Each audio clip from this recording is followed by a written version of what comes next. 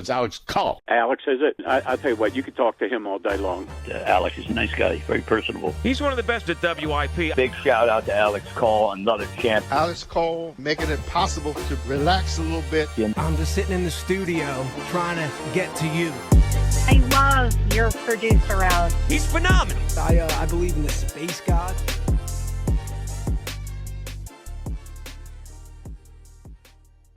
Long time no see.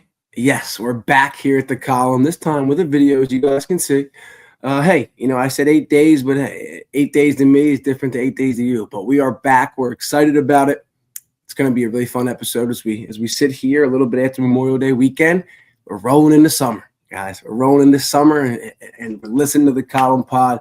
Nothing is better. So lock in for episode 6, guys. Quick layout of what's ahead. Quick mentions of the 3 Philadelphia teams. 4, but we're going to be doing a Phillies deep dive after that.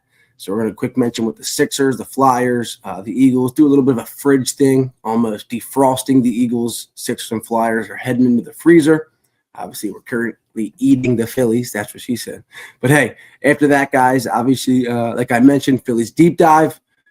Quick talk about, everything going on with the club. Lost last night to the Dodgers, but other than that, do want to talk a little bit about the upcoming summer in Philadelphia, some storylines to monitor. So we'll do 5 storylines to check out for all of our Philadelphia citizens.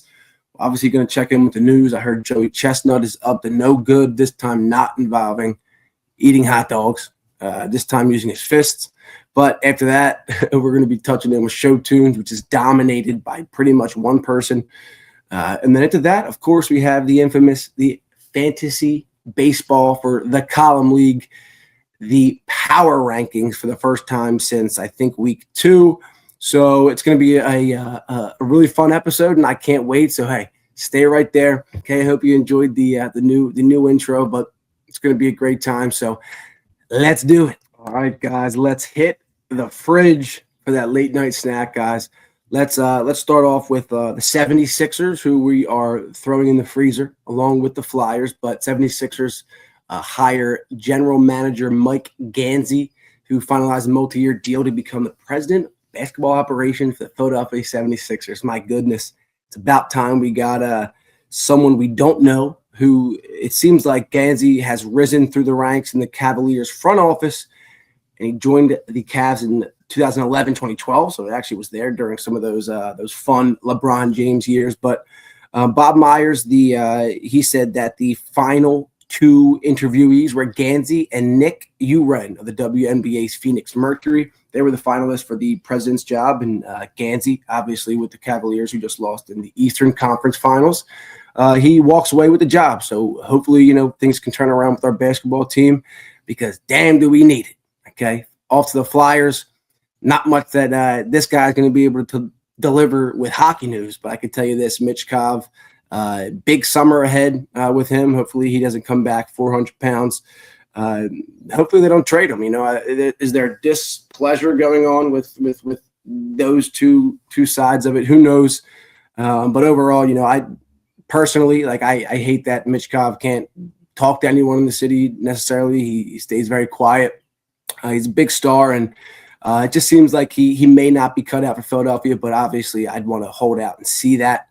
But yeah, hey, if they get Austin Matthews, that'd be a big game changer, and that would make everybody excited for the Flyers next year. And it'd be probably a hot girl summer for Al Morganti and those guys and Broads. But all right, we head over to the Eagles, guys. We're 2 days away from June 1st, the infamous A.J. Brown date. I saw him post some spiritual, motivating quotes on his story today. So you could tell he's ready for whatever's coming. Jalen Hurts and the team, they spoke with media a few days ago. Hurts, he seemed open and excited for Mannion's offense. He did a little bit of a sip joke when asked about AJ. Apparently this is all over a girl and something that went on with that neither of them even speak to anymore.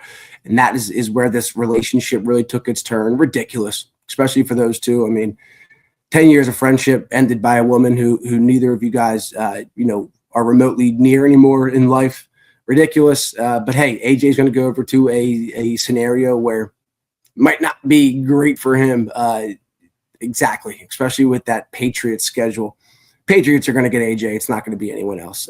Don't listen to all that noise that Howie is creating so that the Patriots can up their offer a bit more before June 1st. But, hey, we got to deal with what we got to deal with, guys. The Philadelphia Union fired their coach. They won the Supporter Shields last year, and I think they're winless this year. Shout out OG Jason.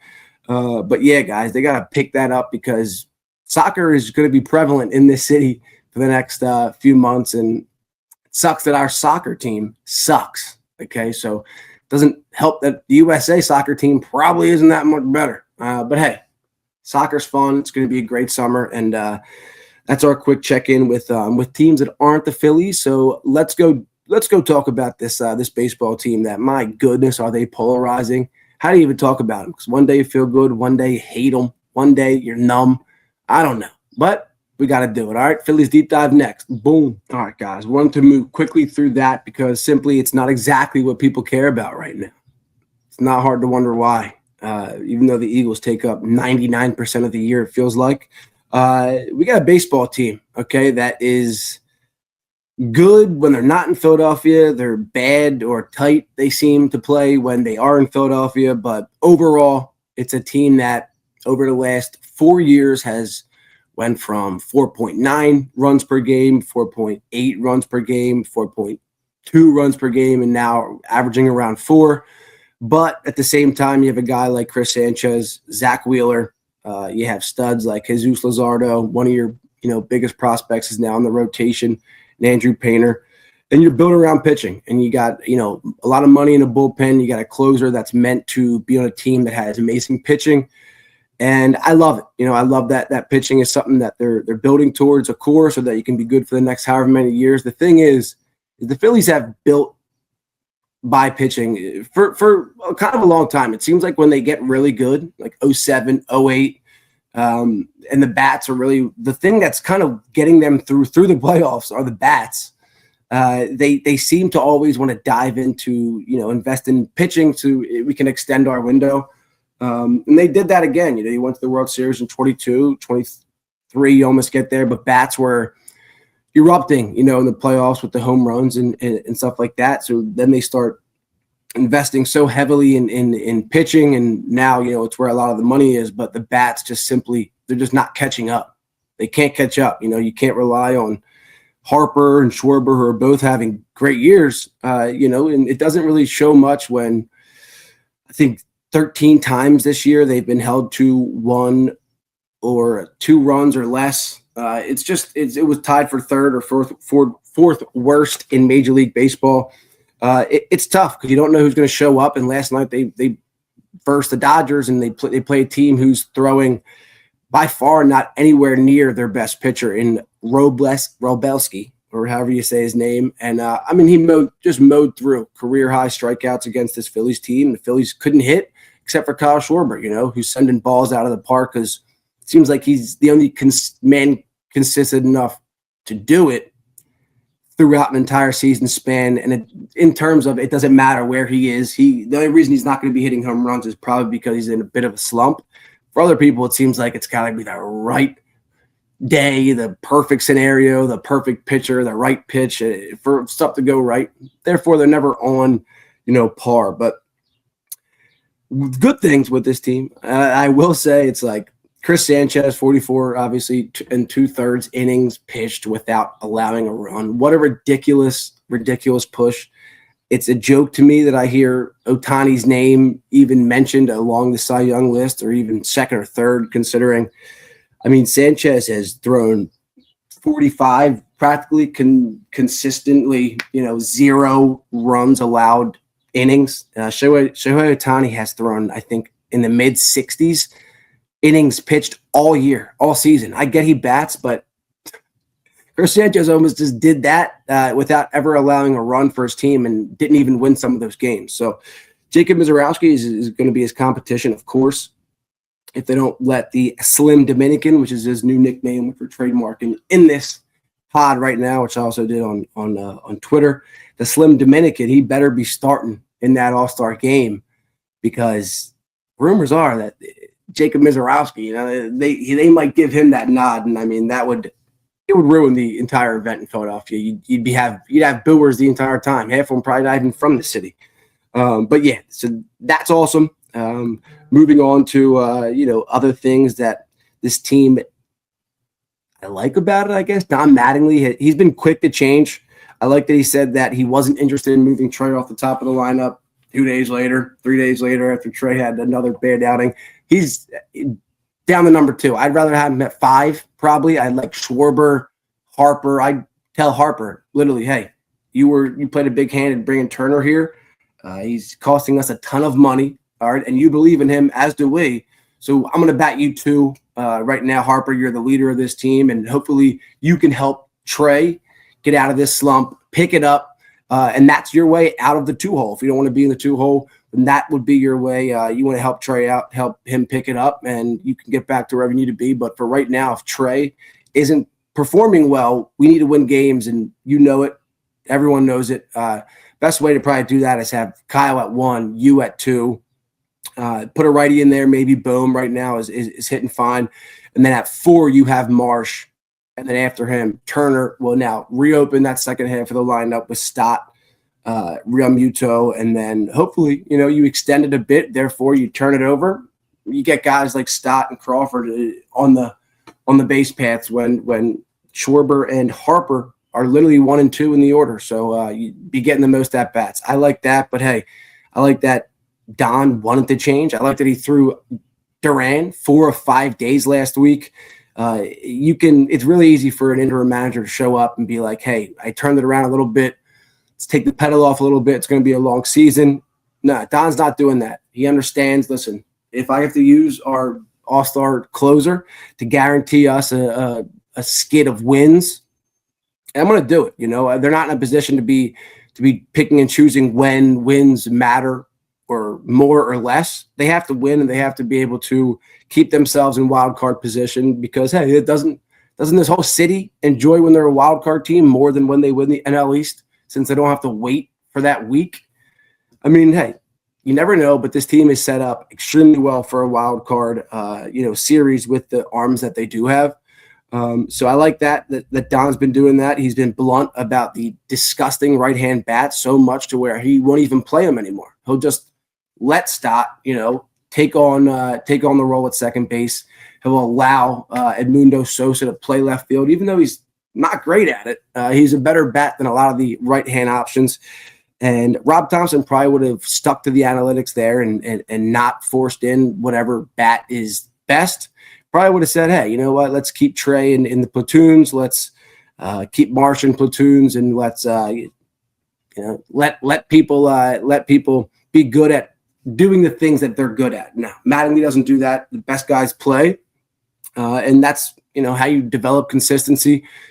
Bryson Stott has liked it. Marsh has for sure liked it. Adolis Garcia is, my goodness, is he struggling. It's crazy. Him and Nick Castellanos practically the same with the plate this season.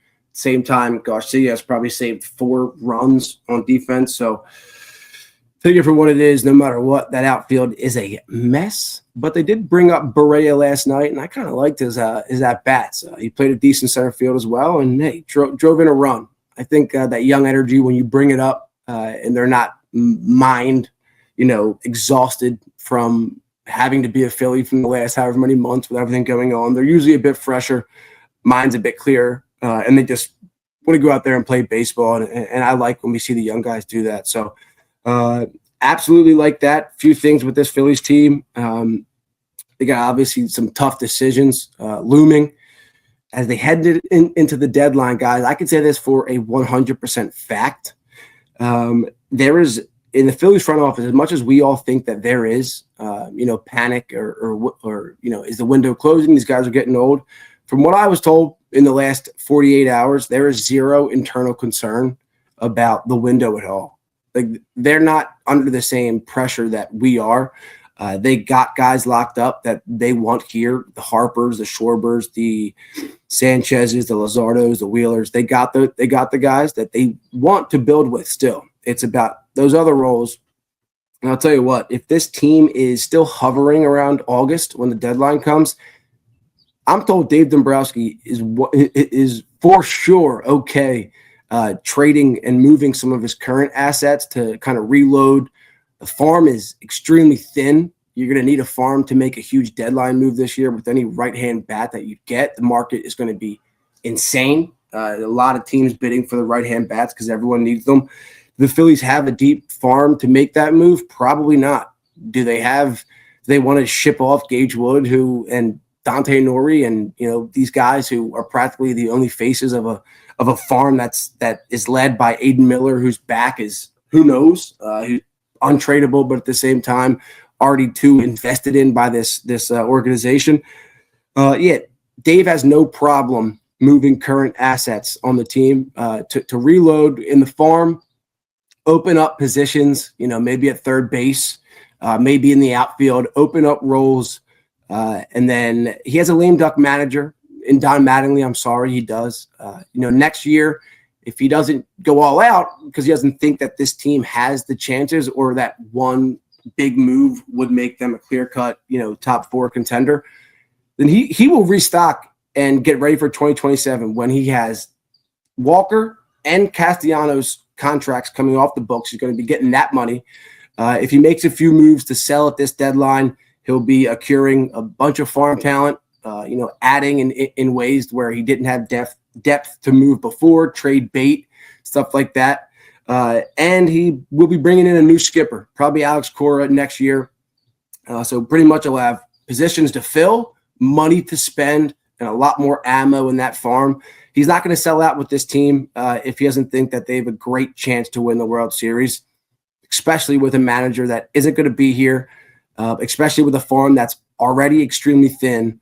And there's guys that, I'm sorry, have contracts coming up like Alec Boehm that you probably could move if you don't think that he's going to help you on a playoff run and you can gain some assets for him for a team that might need, an Alec Boehm as they head into the playoffs, or an Edmundo Sosa or someone like that could maybe clear up a role for Aiden Miller next year. But listen, it's going to be big. If they start winning a ton, then hey, maybe he thinks that they are a big right-hand bat away. But again, you're going to be competing with a lot of teams, and you need to make sure that you don't sell out some guys that you really like and then miss the wild card by one game, or I don't know, the Scooble Trout news that we hear. I mean, Trout, they've reached out to him the last 2 or 3 years. It'd be a Trout decision. He'd have to waive a no-trade clause.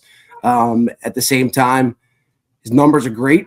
It's an area that they would add in if they needed to, and they would expect that if Trout came here, it'd be a revamp of energy, a youth playing in front of his hometown, in front of his home, fans, his family, and that he'd probably find another gear that was hidden a bit deeper over in that organization that doesn't win much in Anaheim.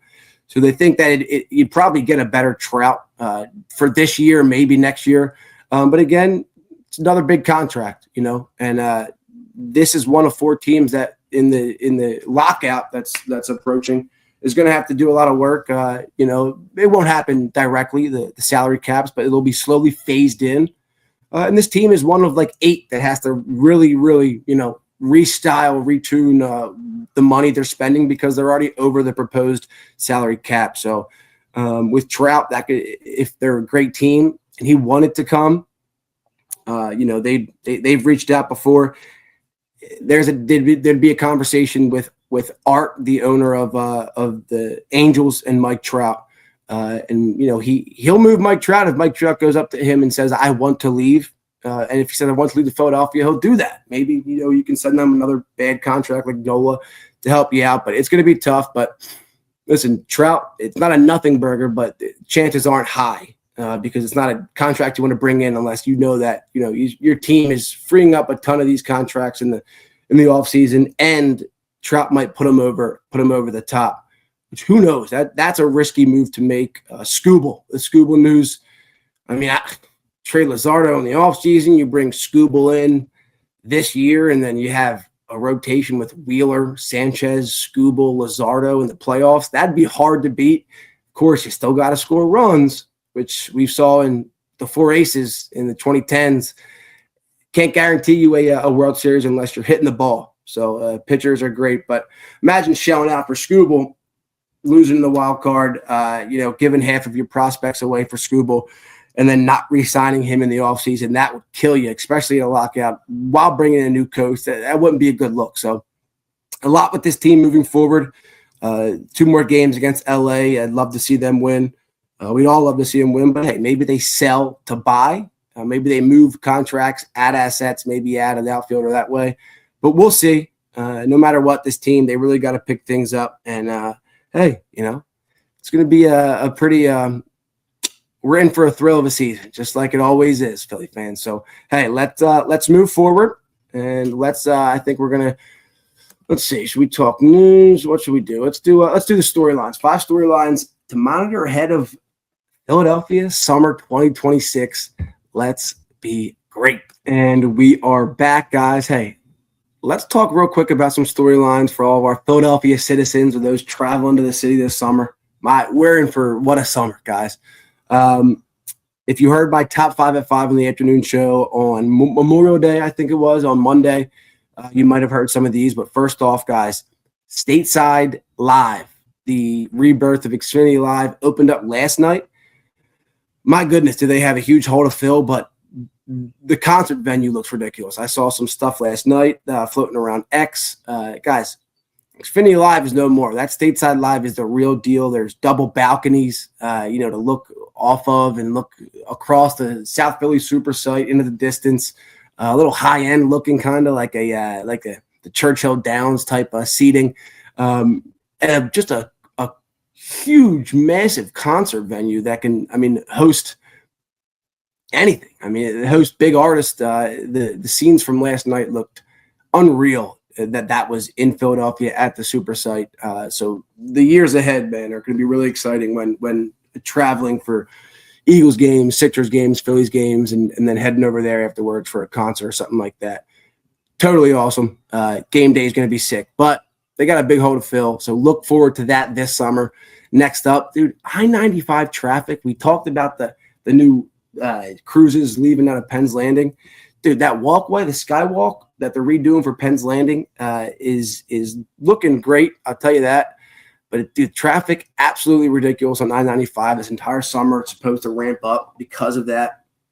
Can't do that during this summer, all right? All people traveling for the shore, so watch out for that. I-95 is going to be a mess this summer. I thought that needed to be included in this, guys. This next one is something that people aren't really thinking about, but I like it. The worldwide soccer community, the craziest of crazy of fans of any sport in the world, the ones that light fires in the stands of matches across this world. Yeah, they're coming to Philadelphia to watch the World Cup, the FIFA World Cup, and Philadelphia fans are the nutshell of the worldwide soccer community fan, but in one city. We're probably the most rowdy and I'd say polarizing fan base there is in this city, and the world's colliding of the U.S. soccer world and the nationwide global soccer world fandom meeting in the same city, in the same stadiums as Philadelphia fans. Something bad is bound to happen, but something beautiful could be created. And I can't wait to experience that. Fan Fest started. Bunch of opportunities to go to, bars across Philadelphia to watch soccer games. It's going to be unreal. Bars are open until 4 a.m., all right, this summer. So you're going to be in some weird groups if you hit the after parties, the afters with some of these people. You might end up somewhere you've never been, so get outside this summer. Don't put yourself in a bad position. If you need me, call. Yeah, I'll show up. The obviously multiple events. UFC is coming.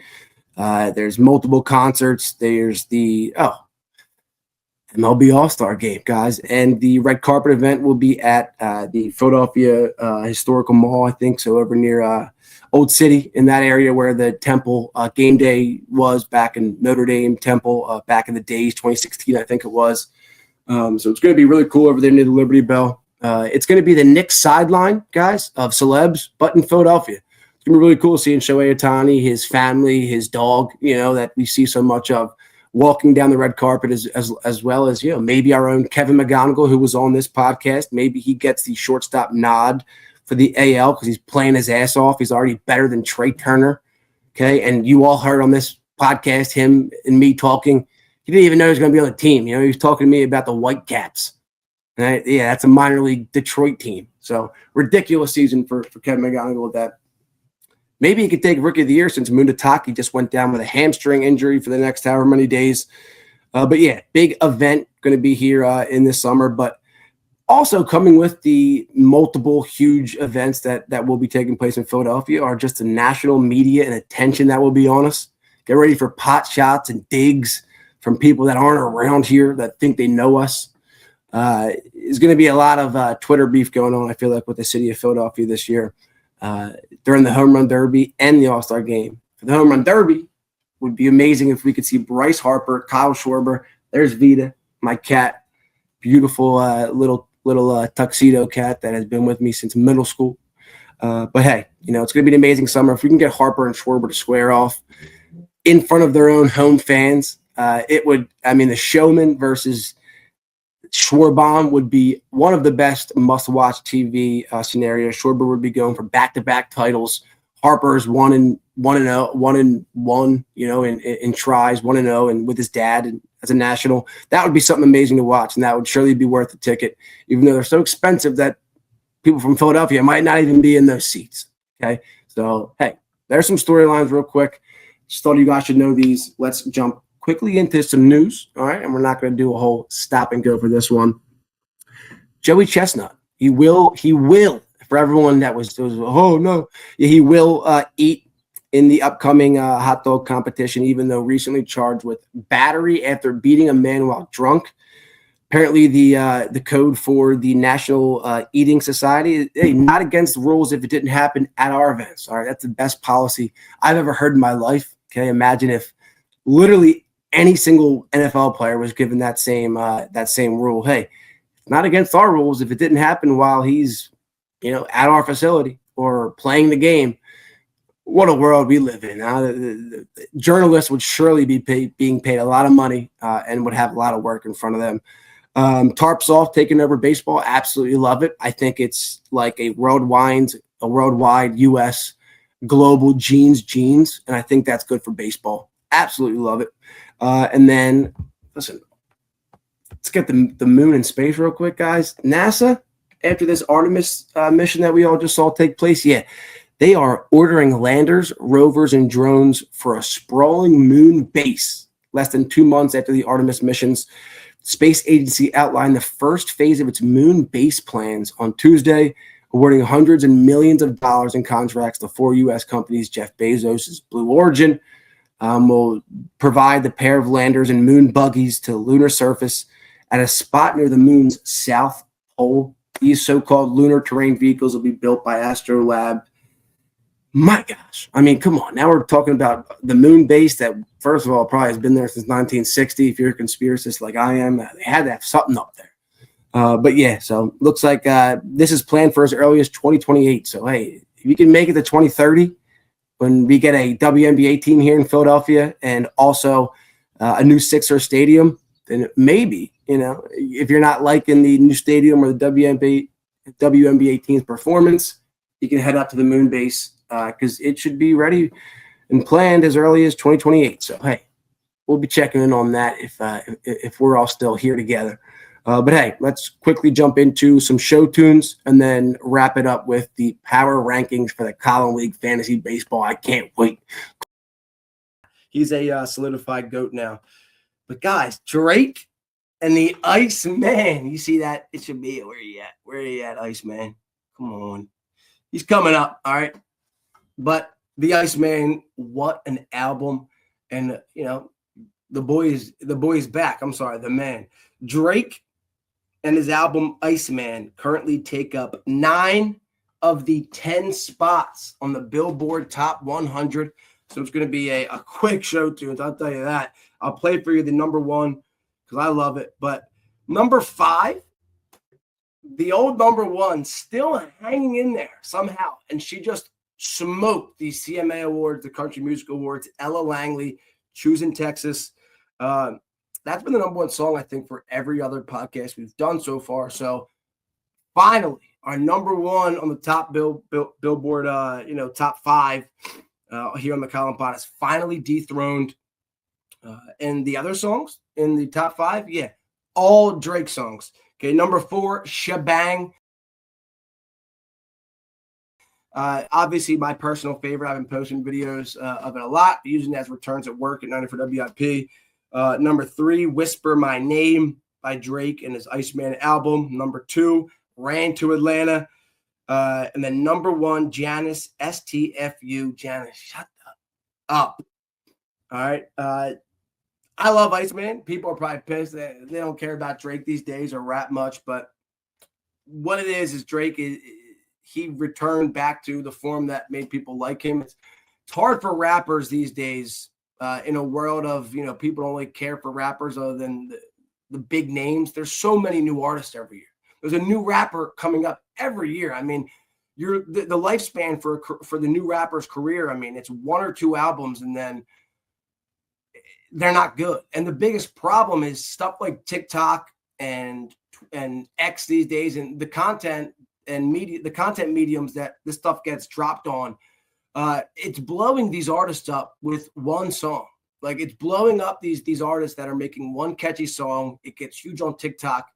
People are huge fans of this artist now, and now the artist is getting signed and has to create an album, but he's not good. The artist had one hit and did good with that hit, with that song, and that's why he's famous. It's not because he has years and years and years of building up in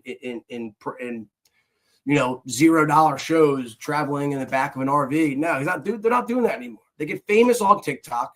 They start sending emails back and forth with these places, and then here you go. Now you got to listen to a full album by a guy who my little sister puts behind all of her TikTok videos. So, like, that's why Drake can drop an album and immediately beat out everybody on the top 100 Billboard, because they don't want Drake there. They want to keep funneling these people in the system so that these people can make money with clicks. And Drake, he's probably smarter than half these new execs that are in the music game. So he's running it right now. He literally takes up 9 out of the 10 spots on the top 10. I'm not going to start talking about the other spots because they don't really matter right now. So we're going to see how long Drake is going to hold this.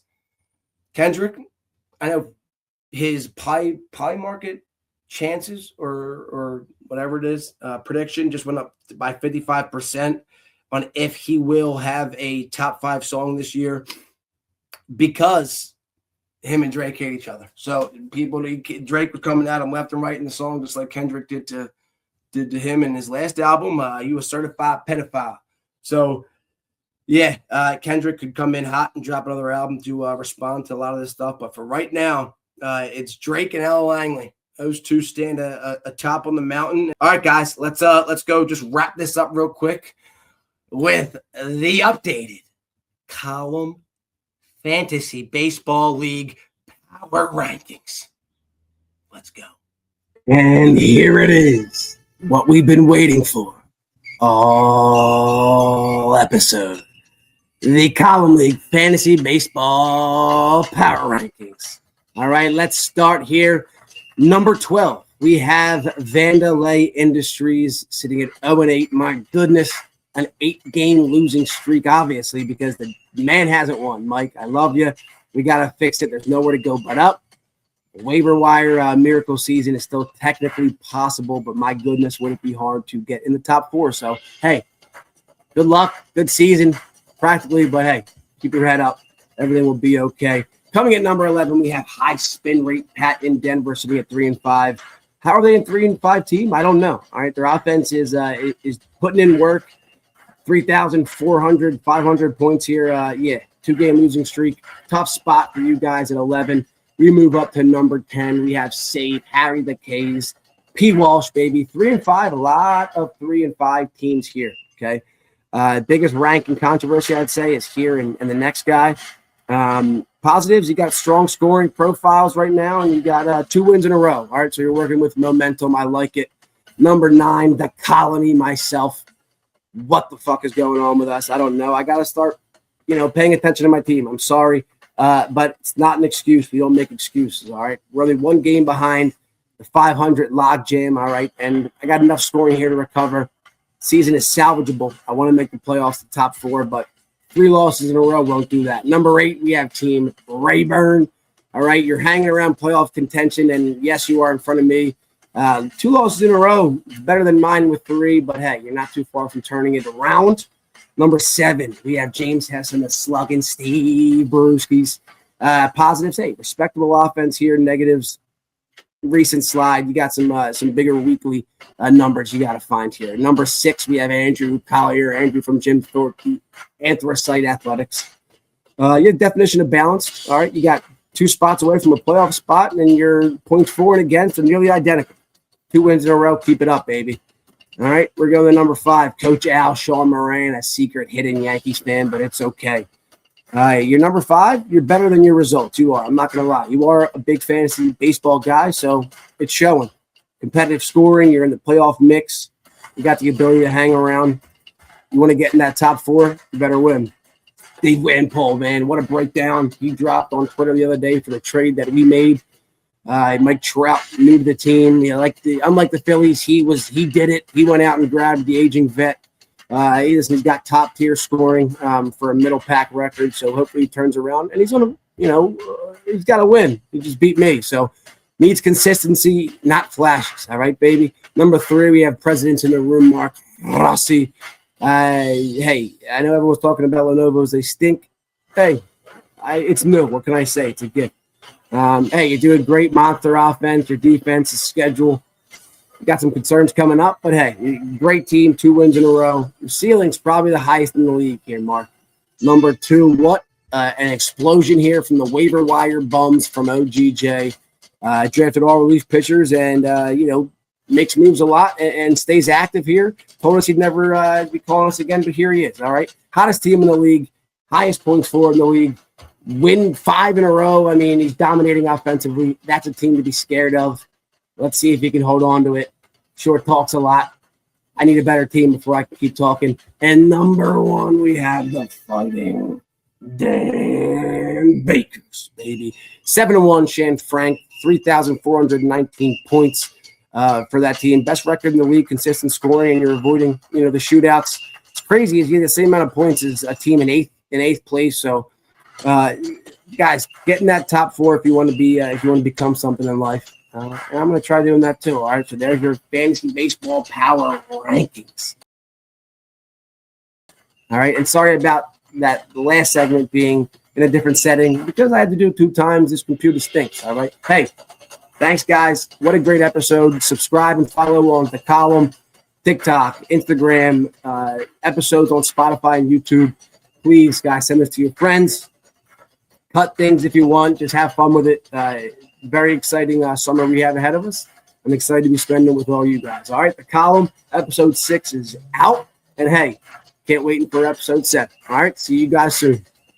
Years ago, wasn't necessarily even in this industry outside of college, and as long as you work hard and you really love something, think about it every day and your body will just take you there, man. No lie. If you have the right intentions and you love something, man, you're always going to be in the right spot. I can already tell that with you two guys. That's why I love offering advice, because I've literally been everywhere. I've been told no, fired in a million different ways, and you're not going to ever see that on my face, and you're always going to have the best type of worker or something out there, and that's how I try waking up and thinking of it.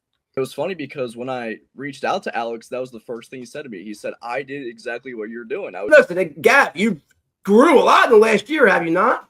Crazy. When you first reached out to me, I was like, dude, listen, no matter what, just because you reached out to me, link popped up for you, and you were like, hey, what's up with the LWOS? But I didn't help you get that role, but because you and me spoke and your eyes are following some of the stuff I did, you saw that link, right? You reached out to them. Now you're writing for and doing the thing that you wanted to do. And you're going to be amazing. And Jesse, like I said before we joined this, man, see you all the time. So working your butt off, man, and you do a great job. If anyone asks you for help, remember this moment right now. And in 3-4 years, sure, you don't know as much as the people that you still want to be like, but man, do you know so much more than the guy who's trying to break into this right out of, high school or something like that. And all they need is just a little bit of direction, because likely they don't have anyone or know anyone that is doing it. And that's what I did. It gives people hope. It gives them direction, and it gives them something to wake up